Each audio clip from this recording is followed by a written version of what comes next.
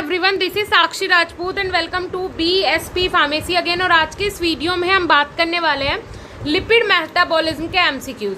Means आज हम discuss करेंगे लिपिड मेटाबॉलिज्म के एमसीक्यूज, जो कि हम पार्ट फर्स्ट में पहले भी डिस्कस कर चुके हैं। सो आज हम लिपिड मेटाबॉलिज्म के एमसीक्यूज का पार्ट सेकंड देखने वाले हैं। सो इसमें देख लेते हैं कि हमने फर्स्ट क्वेश्चन कौन सा लिया है। So first question is which of the following is non essential amino acid. जो यहाँ पे ये अमाइनो एसिड्स दिए हुए हैं, इनमें से कौन सा नॉन असेंशियल अमाइनो एसिड है? लाइसिन, लियोसिन, सेरीन या फिर मैथ्योनिन। इनमें से कौन सा नॉन असेंशियल अमाइनो एसिड है? सो लाइसिन जो है वो असेंशियल अमाइनो एसिड होता है, ल्यूसिन भी असेंशियल अमाइनो एसिड होता है, सेरीन एक नॉन असेंशियल अमाइनो एसिड होता है। तो this is a correct option.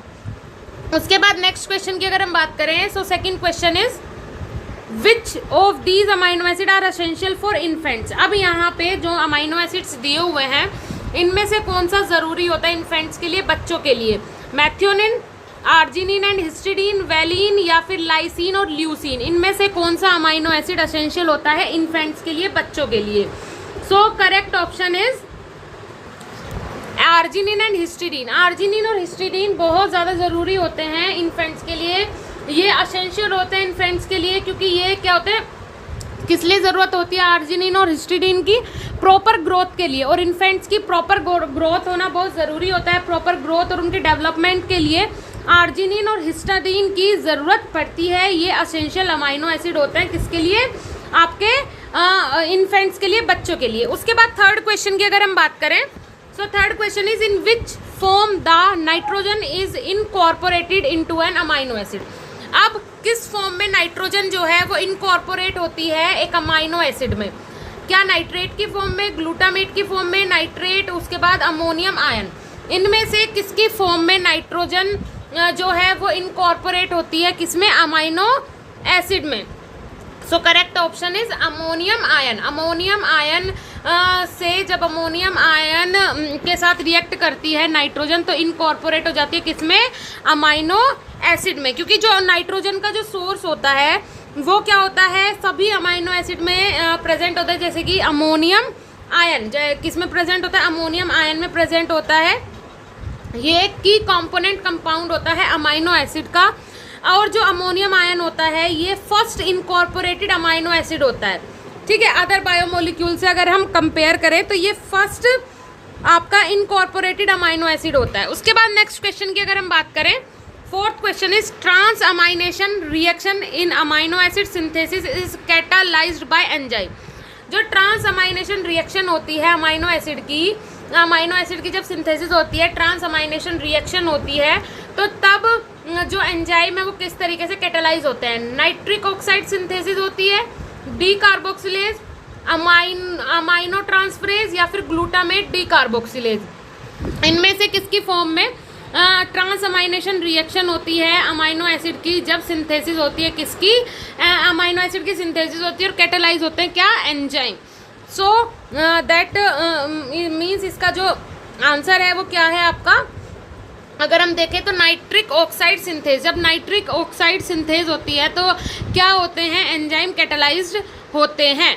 उसके बाद नेक्स्ट क्वेश्चन की अगर हम बात करें, fifth question is intermediate of which of the following metabolic pathway have not been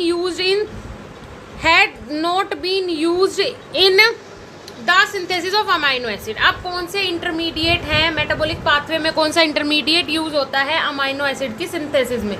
क्या वो ग्लाइकोलाइसिस होता है, फैटी एसिड बायोसिंथेसिस होता है, सिट्रिक एसिड साइकिल होता है या फिर पेंटोज फॉस्फेट पाथवे होता है?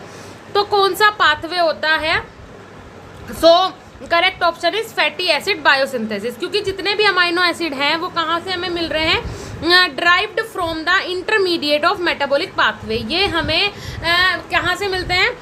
मीन्स आपका इंटरमीडिएट होता है जो भी किसी भी पाथवे में, किसी भी मेटाबॉलिक पाथवे में इंटरमीडिएट जो होता है, वहाँ से हमारे क्या मिलते हैं? मीन्स अमाइनो एसिड का प्रोडक्शन होता है इंटरमीडिएट के कारण।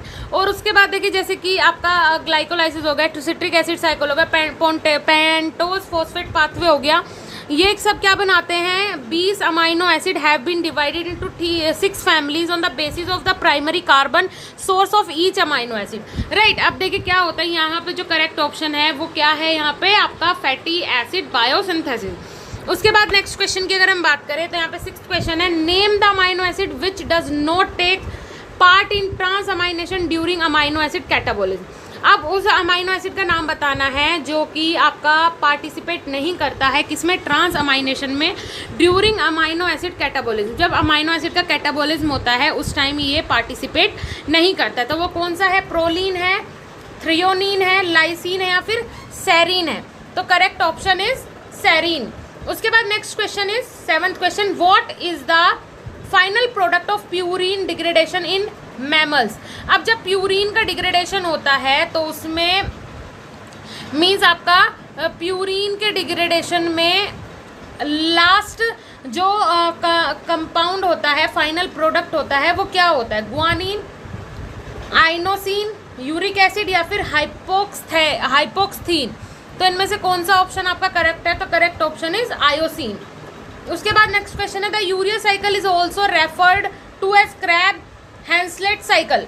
क्या आपकी जो यूरिया साइकिल है वो आपकी क्रैब्स हैंसलेट साइकिल भी कहलाती है? This is a correct option और नोट, दिस इज करेक्ट और नोट। सो यूरिया साइकिल जो है वो आपकी क्रैब्स हैंसलेट साइकिल भी कहलाती है। जो आपके क्रैब जो साइंटिस्ट थे उन्होंने यूरिया साइकिल भी डिस्कवर की थी, तो इसका आंसर है ट्रू, यस। उसके बाद next question is 9th question, name the type of cell in which synthesis of urea cycle take place.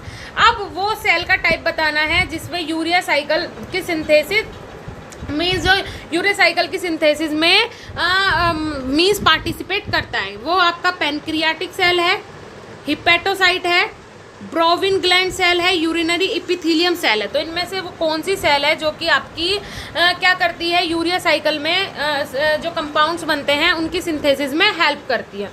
So correct option is hepatocyte. Hepatocyte जो है वो आपकी ऐसी सेल है जो कि यूरिया साइकिल में सिंथेसिस में हेल्प करती है और वहाँ पे अपना रोल प्ले करती है। उसके बाद next question, which of these is a hereditary disease caused due to an error in amino acid metabolism। अब जो यहाँ पे डिसीज दी हुई है कौन सी हेरिडेटरी डिसीज है जो कि कैसे हो जाती है, अगर अमाइनो एसिड मेटाबॉलिज्म में कोई भी एरर आ जाता है उसके कारण हो जाती है ये प्रॉब्लम। तो इसमें फर्स्ट ऑप्शन है होमोसाइस्टूरिया, एल्बिनिज्म, फिनाइल केटोनूरिया और उसके बाद ब्रांच चैन कीटो एसिडूरिया। तो इनमें से कौन सा ऑप्शन आपका करेक्ट है, मीन्स कौन सी वो रिएक्शन है, तो correct option is phenylketonuria. This is a correct option, क्योंकि यही वाली हेरिडेटरी डिसीज है जो कि अमाइनो एसिड मेटाबॉलिज्म की जो अगर डेफिशिएंसी हो जाती है उसके कारण या फिर एरर आ जाता है कुछ भी अमाइनो एसिड के मेटाबॉलिज्म में, तब ये डिसीज हो जाती है। Okay, so thank you so much guys. Video आपको कैसा लगा कमेंट सेक्शन में ज़रूर कमेंट करके बताएं। और साथ ही साथ मैं आपको बता दूं हमारी एप्लीकेशन बीएसपी फार्मेसी पे हम आपको प्रोवाइड करवा रहे हैं हर एक सब्जेक्ट के 1000+ MCQs। साथ ही साथ आपके ऑनलाइन एग्जाम की पूरी प्रिपरेशन भी हमारी एप्लीकेशन पे करवाई जा रही है, तो एक बार जाके ज़रूर विजिट कीजिएगा। वहाँ पे हम आपको हर सब्जेक्ट के video lectures, handwritten notes, computerise notes, live classes, doubt session और भी बहुत सारा स्टडी मटेरियल प्रोवाइड करवा रहे हैं, तो एक बार जाके ज़रूर विजिट कीजिएगा। मिलते हैं नेक्स्ट ऐसे ही इंफॉर्मेटिव वीडियो के साथ, तब तक के लिए धन्यवाद, नमस्कार।